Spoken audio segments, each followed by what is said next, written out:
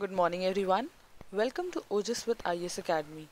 And today we are discussing MCQs based on daily current affairs. These are the 10 topics which we are covering today. Try and get at least 7 questions right. Let's turn to question number 1. Before starting the question, I received few requests on the comment option saying that you want me to say or explain in Hindi as well. So I'll try my best to explain in both the languages.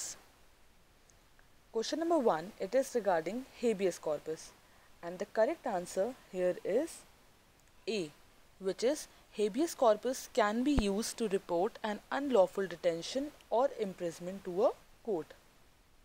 So what basically habeas corpus is? Habeas corpus एक Latin term से आया है जिसका मतलब है to have the body.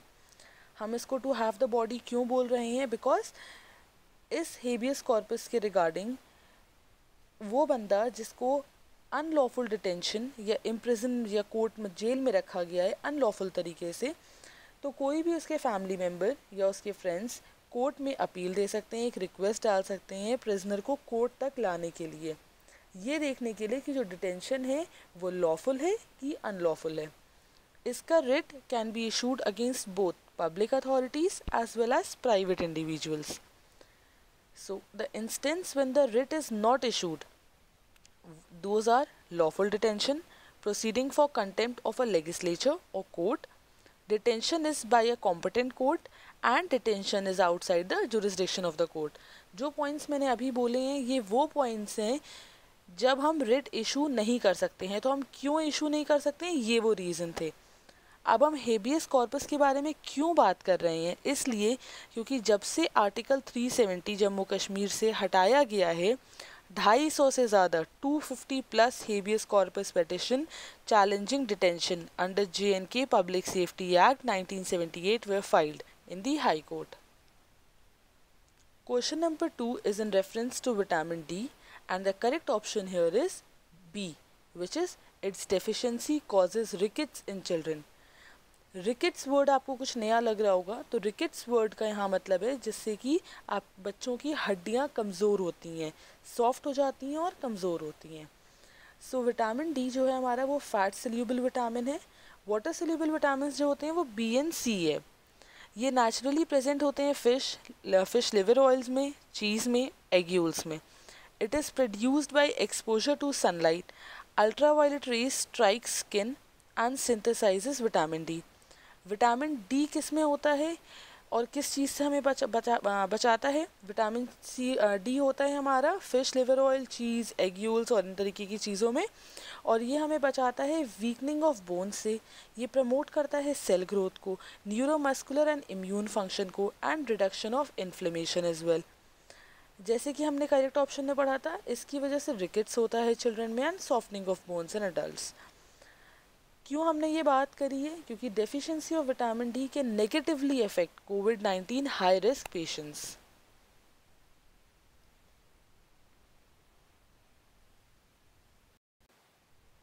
Question number 3 is in reference to time capsule and the correct option here is A, that is it is a repository of documents buried underground for future generation. इसका क्या मतलब हुआ कि time capsule एक ऐसा container है जो किसी भी साइज़ या शेप का हो सकता है, और इसमें हम लोग डॉक्यूमेंट्स, फ़ोटोज़, आर्टिफैक्ट्स टिपिकल अपने करंट एरा के, मतलब जिसमें हम अभी हैं, वो हम इसमें डाल देते हैं और बरी कर देते हैं अंडरग्राउंड, ताकि हमारे जो फ्यूचर जनरेशन है उनको आसानी हो इस जनरेशन की पढ़ाई करने में.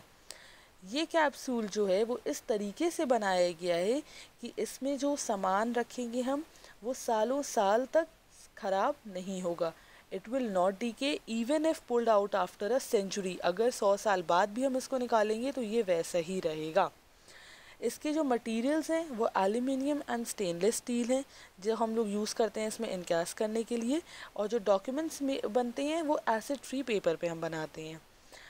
जो मेन रीज़न है हमारा इसको बनाने के लिए वो वही यही है कि इसमें हम जो फ्यूचर आर्कियोलॉजिस्ट हैं उनकी हेल्प कर रहे हैं, जो एंथ्रोपोलॉजिस्ट हैं या हिस्टोरियंस हैं, ताकि उन्हें पास्ट ह्यूमन सिविलाइजेशन के बारे में पता रहे. Let's turn to question number 4. Question number 4 is regarding Pokkali rice. ये अभी रिसेंटली हमारा न्यूज़ में भी था और इसका करेक्ट आंसर है ऑप्शन सी, केरला। सो पोकली जो है वो हमारा एक यूनिक राइस का वेराइटी है, चावल का वेराइटी है, जो कि ज़्यादातर उन जगहों पे कल्टीवेट होता है जहाँ पे वाटर लॉक कोस्टल रीजन होते हैं, जैसे कि आलाफुजा, थ्रेसूर, एर्नाकुलम। ये सब केरला के डिस्ट्रिक्ट हैं जो कि इंडिया में साउथ साइड में है, सदर्न इंडिया में है। It is known for its salt water resistance and cultivated using extensive aquaculture in an organic way. As it can thrive under harsh climatic conditions and produce high yield, the rice can help in promoting climate resilient agriculture. So इसलिए क्योंकि यह harsh climatic condition में भी produce हो जाता है और काफ़ी अच्छी फसल होती है इसकी, इसलिए ये काफ़ी फ़ायदेमंद है हमारे फार्मर्स के लिए भी। It has medicinal properties and its higher value of antioxidants and low carbohydrate content. अब हम क्यों ये बात कर रहे हैं, क्योंकि severe sea water incursion into paddy fields in areas of Sundarban, जब से साइक्लोन एम्फान हिट किया है वेस्ट बंगाल में, फार्मर्स एक्सपेरिमेंट कर रहे हैं पोकली राइस के साथ। Question number 5, it is regarding freedom fighter was called father of India unrest by Valentine Chirol. So who was it? And the correct option here is answer B, which is बाल गंगाधर तिलक। सो बाल गंगाधर तिलक जी को हमारे father of India Indian unrest बोला था Valentine Chirol ने। उन्होंने इनको clarion call, he gave the clarion call for swadeshi and swaraj, हमारे बाल गंगाधर तिलक जी ने। He along with Annie Besant started the home rule movement in 1916। आप इस मूवमेंट के बारे में अलग से पढ़ सकते हैं। He started Kesari, a Marathi language weekly, and Mahratta and English weekly. जो इनके इम्पॉर्टेंट वर्क्स थे वो थे Arctic home in the Vedas, Orion, Gita Rahasya. He proposed grand celebration on Ganesh Chaturthi and Shivaji Jayanti to incite sense of unity and nationalist sentiments। अब हम बाल गंगाधर तिलक जी के बारे में क्यों बात कर रहे हैं, क्योंकि रिसेंटली हमने उनकी 100th डेथ एनिवर्सरी मनाई है 1 अगस्त 2020 को। Let's turn to question number 6। Question number 6 says, District Planning Committee, which was recently in news, which of the following option is correct? And the correct option here is A, that is, it includes members from both rural and urban local bodies. The number of members varies with the population size of the district. It reflects the degree of inclusion of marginalized sections in the district planning process. So, statement 1 हमारा incorrect है, क्योंकि DPC जो generally compose होता है of elected members of the local body with in the district, both rural and urban, as well as some nominated members.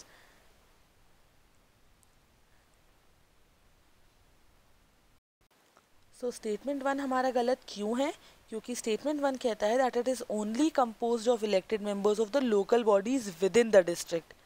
But सही बात क्या है, it is not only within the districts, it is both rural and urban and some nominated members as well. So जो ratio है members का from panchayat and ULBs, it is based on the ratio in which the population of the district is divided between rural and urban areas. DPC एक ऐसी committee है which was created as per article 243 ZD of the Constitution of India at district level. जो primary task है DPC का वो ये है कि वो एक कैपेसिटी बिल्ड कर सके डिसेंट्रलाइज प्लानिंग जो हमारे डिस्ट्रिक्ट में है उसके लिए। Now let's turn to question number 7। परिवार पहचान पत्र, this was recently in news. Which of the following option is incorrect? And the incorrect option here is A, it has been launched by Delhi government. So what is the correct answer?